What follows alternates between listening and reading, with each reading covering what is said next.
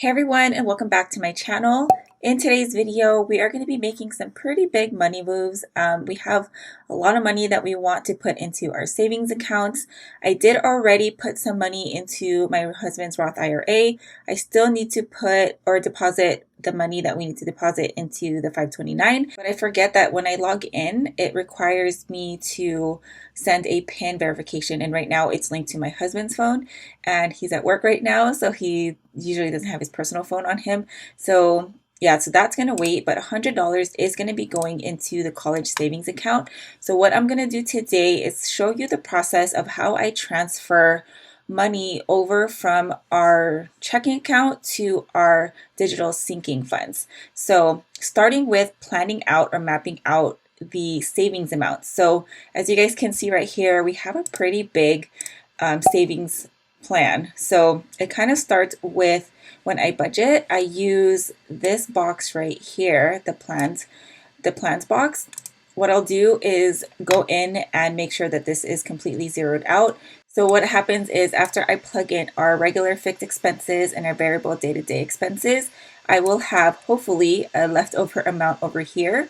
And this amount is what I use to disperse into our savings goals or savings category over here. And for this paycheck budget in particular, we do have a lot of money that we are going to be depositing because one, my husband had or worked overtime the last 2 weeks. So his paycheck is a lot more than usual, about, I would say, close to $1,000 more. And we also did receive a refund through Capital One from one of the activities that we booked when we booked for Hawaii last year, but that trip got canceled. So we did get a refund for the leftover amount. And then we also have a huge chunk of cash that was deposited. I finally deposited it today, but it's money that is from my in-laws for our Lake Arrowhead trip. We basically just split the cost and they gave us cash. So now that money is basically just going to be going back into our travel fund or Hawaii. So just so you guys know where a huge chunk of that money comes from or came from, we don't normally have this amount, but since we received cash from my in-laws and then we had that return from or refund from Capital One card and then my husband working overtime. So that's why we have a huge chunk of money going into savings. So like I said, $500 already went into Roth IRA. We might be depositing more depending if we have money left over. And so I did take the total of how much I need to be going into my sinking funds.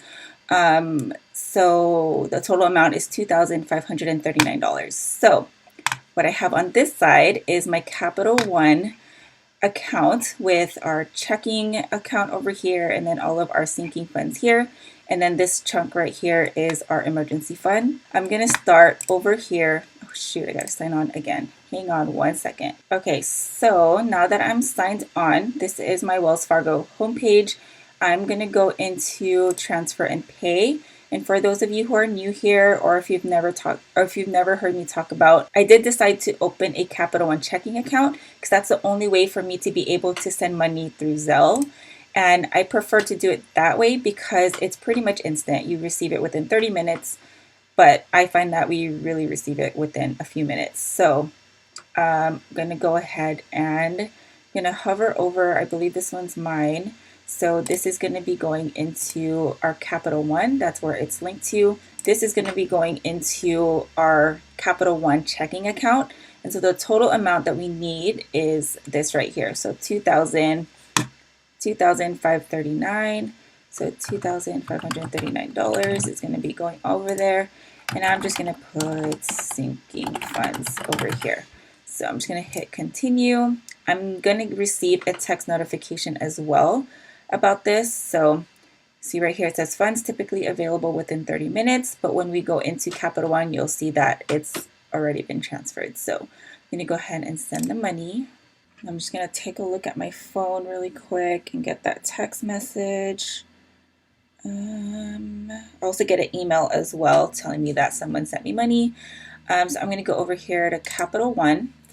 I'm going to refresh it really quick and hopefully get the updated amount.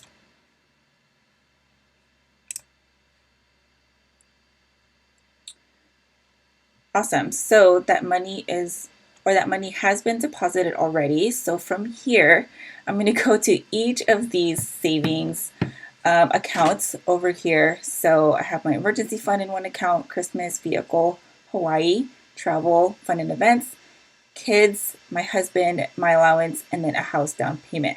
So let me go ahead and just quickly do that really quick. I'm going to show you one time around, and then I might just fast forward the rest. So I'm going to click on transfer money, and it's going to ask where you want to transfer from. Now, you can transfer from wherever your checking account is, but it does take about 3 business days. And if you're depositing or transferring during the weekend, it might take a little longer. So again, that's why I decided to do this with Zelle, so that I can go ahead and transfer from the Capital One checking account into all the Capital One savings accounts. So I'm going to transfer from Capital One 360 checking, and I always try to make sure that it's transferring from that because I still have my Wells Fargo checking account linked into this. So from there, I'm going to go ahead and transfer to emergencies first.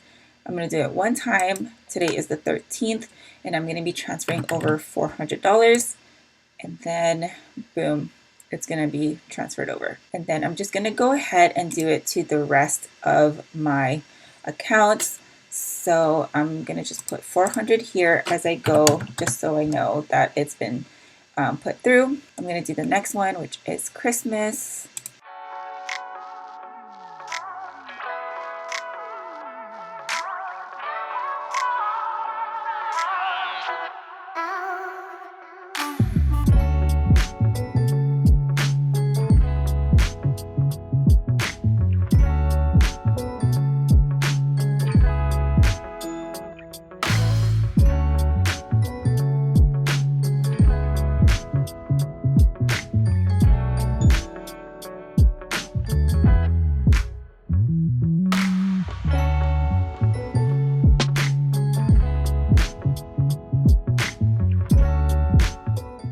Okay, so I have that all deposited into where it needs to go.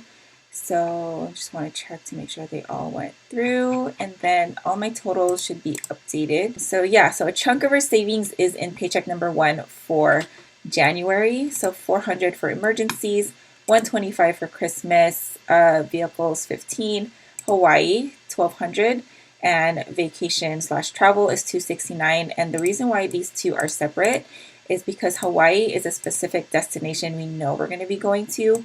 And then for travel and vacation, this for us is for any of the random trips we decide to take to visit my mom and my San Jose family.